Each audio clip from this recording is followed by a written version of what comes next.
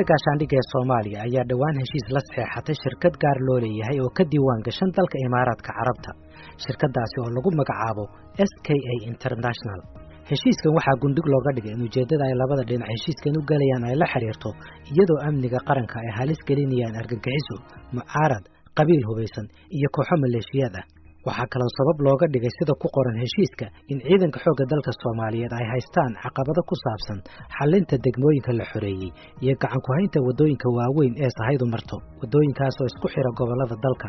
Idaacadda VOA waxay haddaba heshay nuqul ka mid ah heshiiskaasi. Heshiiskani waxa uu dhinac walba ku waajibinayaa dhowr waxyaabood. Ugu horreyn, dhinaca SKA International waxa uu ku waajibinayaa qodobo ay ka mid yihiin inay bixiso dhammaan qalab ay ku jiraan gaadiid ku shaqaynaya xaalad wanaagsan iyo shaqaalaha saadka gaarsiinaya goobaha loogu talagalay, kuwaas oo ku shaqaynaya baabuurta qaadaysa xamuulka iyo qalabka kale ee loo wado ciidanka xoogga dalka Soomaaliyeed iyo ciidamada kale ee taakuleynaya kuwa xoogga dalka Soomaaliyeed. waxaa kaloo isla qodobkaasi ku jirta wax loogu yeeray ujeedooyin ganacsi oo aan heshiiskani faahfaahin dheeraada ka bixinin. sida ku cad heshiiska waxaa kaloo SKA International ay bixin doontaa shidaalka naaftada ah ee lagu shubayo mid kasta oo ka mid ah gaadiidka galbinaya sahaydan iyo gunooyinka iyo cuntada la siinayo ciidamada ilaalinaya. dhinaca kale, heshiisku waxa uu ku waajibinayaa ciidamada xoogga dalka Soomaaliyeed qodobo ay ka mid yihiin inay bixiyaan kaalmo toosa, taasi oo ka kooban ilaalada hubeysan ee amniga si loo taageero dhaqdhaqaaqa xamuulka iyo qalabka kale ee u socda ciidamada xoogga dalka Soomaaliyeed, kuwa AMISOM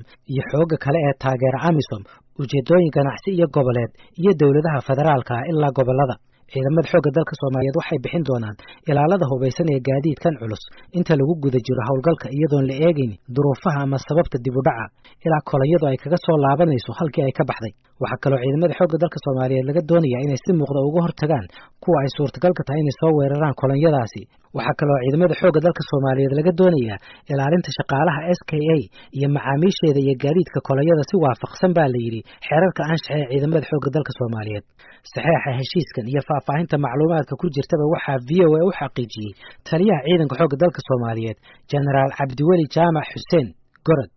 waxa weeye shirkadaas annaga waa heshiiska waa la galnay. waxyaalaha annaga nooga maheshaan oo ugu kalifaya aan la galnay waxa weeye horta annaga wax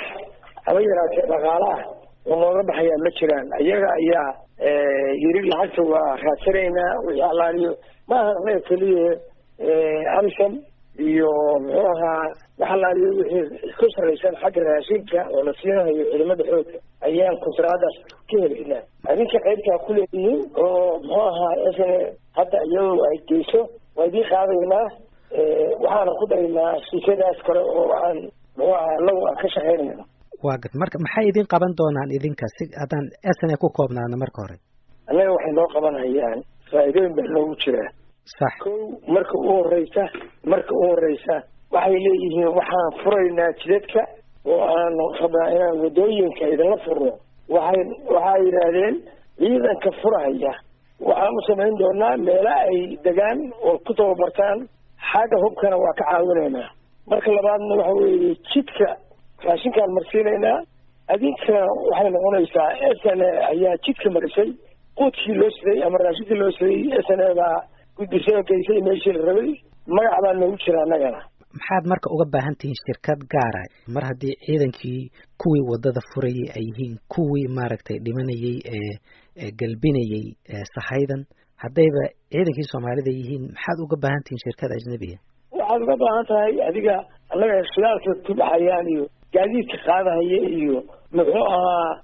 waxaasoo dhan annaga waxba nooga bixi maayaan. marka adiga haddaan baabuur shidaalkiisii haysa oo muxuu ahaa yidhaahda wixii aad u baahan tahay kugu raraya kuu geynaya ma diidaysaa mise waa qaadanaysaa? dadka taageersan heshiiskan waxay ku doodayaan inuu muhiim u yahay ciidanka Soomaaliya, gaar ahaan xilli ayay yidhaahdeen la isku dayayo in dawladda Maraykanka lagu qanciyo soo celinta saadkii cuntada iyo gargaarkii ay siin jirtay ciidamada dawladda Soomaaliya, kaasi oo la joojiyay dabayaaqadii sanadkii hore. laakiin sida ay ogaatay idaacadda VOA waxaa heshiiskan waajahaya laba ciladood. waa tan ugu horreysay waxaa la galay heshiiskan iyadoon si waafi ah loogala tashanin saraakiisha sarsare ee ciidanka Soomaaliya, gaar ahaan kuwa ay sida tooska u khusayso hawsha saadka. waxaa la ii sheegay in qaar ka mid ah saraakiil sare oo ka tirsan wasaaradda gaashaandhigga ay ka soo horjeesteen inkastoo haddana aysan awooddoodu gaarsiisnayn inay ka hortagaan oo ay wax ka qabtaan. taliyaha saadka ciidanka xoogga dalka Soomaaliya Generaal Maxamed Maxamuud Xuseen Generaal Garabay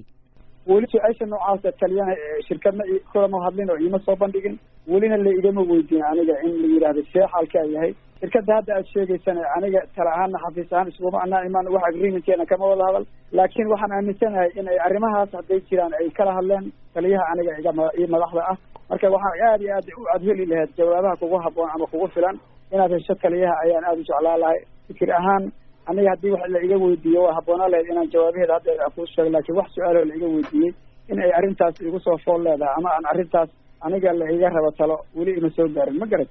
waa gartay baahideedu yay ka timid arrintu baahideeda inay ka timida laga yaabaa meelo labada dhinacay tahay dhanna ma ogi laakiin waxaan aaminsanahay baahideedu waxay tahay meesha ay ka timiday waday ku soo martaa ku habboona lahayd inay jawaabaha noocaas adiga ay ku siisaa saaxiibkay marka waa suuragal inay shirkadani qandaraaska la timid soo qoratay kabacdina saraakiisha Soomaalida oo la timid ay tiri hawshanaan qandaraaskanaan rabnaa iyadoon dantii kale ciidanka la fiirin كل أنا جباهي إذا مثلين أو أنا ركويس تجي كم تو تجي جوابه إذا تام نقول مركا أبيع يجوا أي نقدر شيء إن نجا عويان إن عساكولا أنت وحمسنا يا إن لو ذا جين تليه مركا تليه يا كوها بونا لا إن أشياء أنت بدنا نحكي جيس عقبتها كلاه هشيس كان هيستأيا إن لقلي يدو أنا أنسحنين حفيز كإيب كي قندراس يدا وعيتها الشرع هان إلا مريو سيدا وحير كدجي برلمان كفدرال كسوماليا xafiiska iibka iyo qandaraaska waxa uu hoos yimaadaa wasaaradda maaliyadda ee Soomaaliya wasiirkeeduna waa Cabdiraxmaan Ducaale Beyle arinta anigu kama warhayo waa wax igu cusub leena arinta cuntada ciidamada qola qandaraas ku haysata qola horo qandaraas ku haysato laga buriyay way jirtay muxuuha cabinetka wasiiradu waa laga wada hadlay waa laga wada hadlay waxana la isla gaaray qalab dib loogu karaa ya waxa noqon karaa qalab waxa noqon karaa cunto waxa noqon karaa shidaal wax kasta u baahan yihiin ayuu kullee wax loo baahan yahay waxyaalaha waaweyn caankaas oo kala dawaan la soo mariyaa iibka qaranka in la soo mariyo weey anigu xaddiga sharciga iibka qaranka waxa weeye waxyaalaha noocaas oo kala meelo waaweyn xuseynaya ciidamada iyo waxa waaweyn lacagta badan waana lacag badan weeyaan cuntada waxa ku baxa ciidamada saadka iyo cuntadooda iyo arrimahood iyo ciidankood iyo shidaalkood iyo lacag fara badan baa ku baxa ya waagar oo aan ka yareen 1 milyan bishii waagar ayaa ku baxa waagar marka waxa noocaas oo kala in iibka qaranka la soo mariyo ayaa loo baahan yahay marka wixii qaranka soo mariyo kala kuma dhici karto si kale haddaan iibka qaranka la soo mariyo null and void weeyaan أنا أقول شيء نال أفويد يا قصة من كرم مرة نال أفويد من رئيس وزراء مدحونا مع ذيك ما وأنا قصة من دبان ويجن هو أركينا أنا وين جرتار كاسو ملاين وايو لكن هذا يجرتو واجد هو أون ووري وعصبة ودبان ويجن وحرب يالان كده ذالي نوا تاسا واجد أنت تقولها بسيرة جوت ما لا صافر ما إما كاي ورس مقال كاي بيتان مقال كاسيتان مركا كل هذا أنا مقالة وما ملاين تدخلوا فرب بدن إلى مقالة ما يبقى قارن كلكلي ما إلا مقلي يبقى قارن كله هنو يهوسي ماذا وزارة إلى يهوسي ماذا نبقى يبقى قارن كوسرية ووزيره حق سريع وسريع أنا جاي وزير كعدالة ديو وزير كبلاني كيو بكاميرا مركا ما نان أرك أنت يلا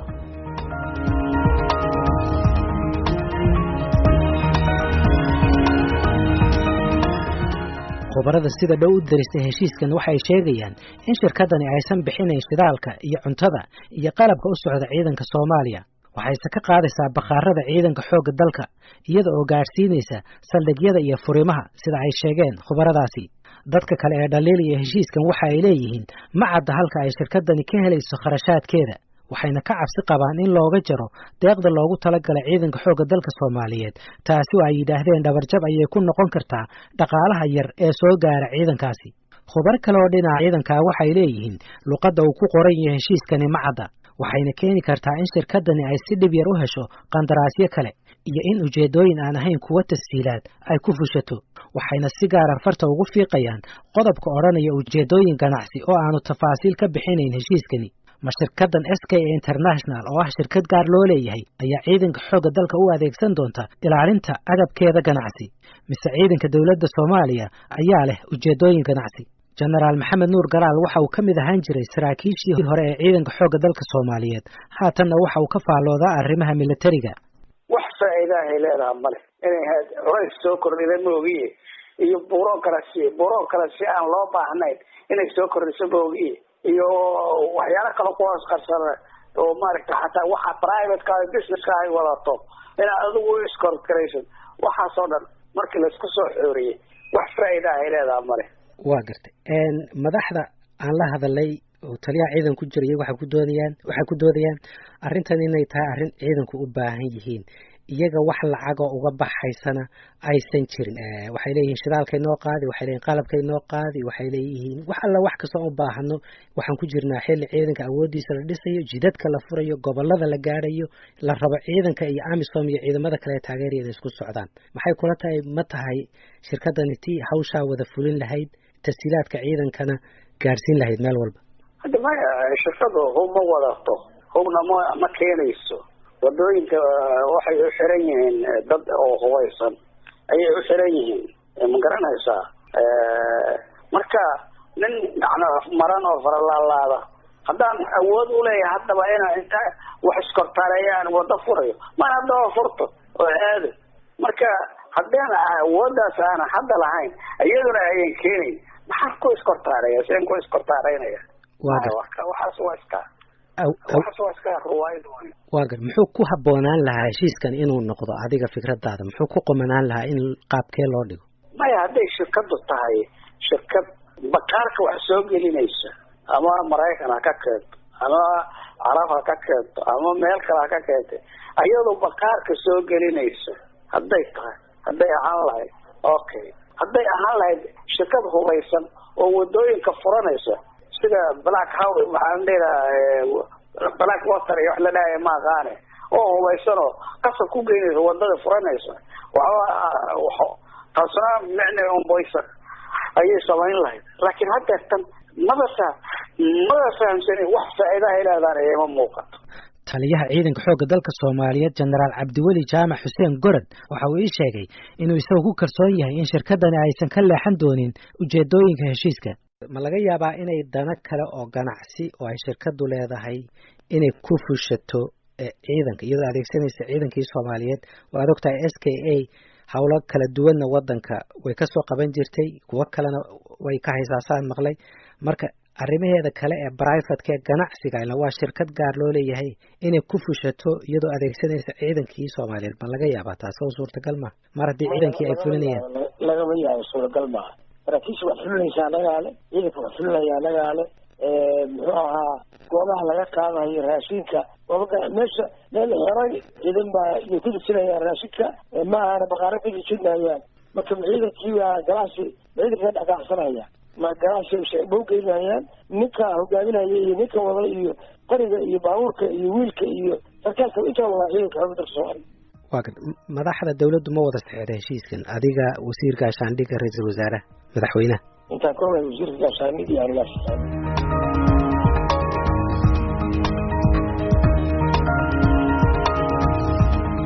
madaxda shirkadda SKA International oo aan la xiriiray waxa ay diideen inay waraysi ka bixiyaan heshiiskan madaxa shirkadaasi ee Muqdisho Stephen James oo aan khadka telefoonka kula hadlay waxa uu ii sheegay inaanu idan u haysanin inuu waraysi bixiyo At the end of the day, sir, I've got no authority to speak to you and I have to cut this conversation short. Isku soo wada duub oo wax ogolaashaa uma haysto inaan kula hadlo. Sheekadan intaas baan ku joojinaynaa. Kulama sii hadli karo. Waadna mahadsan tahay. I will not talk to you now, sir. Thank you very much. waxaan sidoo kale la hadlay xafiiska weyn ee shirkadda SKA International ee dalka Isutaga Imaaraadka Carabta waxayna iyagu dib igu soo xawileen xafiiskooda Muqdisho toddobaadyadii ugu dambeeyay madaxweynaha Soomaaliya waxa uu badnaa wasaaradda gaashaandhigga halkaasi oo uu ka waday dib u habeyn ku saabsan hoggaanka ciidanka waxa isweydiin u baahan madaxweynuhu ma og yahay heshiiskan haddii uu og yahayse ma ansixiyay waxa kale oo isweydiin u baahan maxaa heshiiskan looga qariyay xafiiska iibka iyo qandaraasyada marka aad eegtid baaxadda saadka ee shirkaddan ay mas'uulka ka noqonayso wasaaradda gaashaandhigga ee Soomaaliya ma haysataa ciidan ku filan oo galbin kara hawshan sidoo kale yaa bixinaya xuquuqda askariga Soomaaliga ah haddii uu ku dhinto fulinta hawsha shirkaddan waxaa kaloo isweydiin u baahan waa maxay sababta ay ciidamada Soomaalidu u galbinayaan saadka ciidamada AMISOM iyo kuwa kale ajaanibta ah ugu dambeynna arrintani lug ma ku leedahay dawladda Imaaraadka Carabtu dhammaan jawaabaha su'aalahan waxaa laga sugayaa madaxda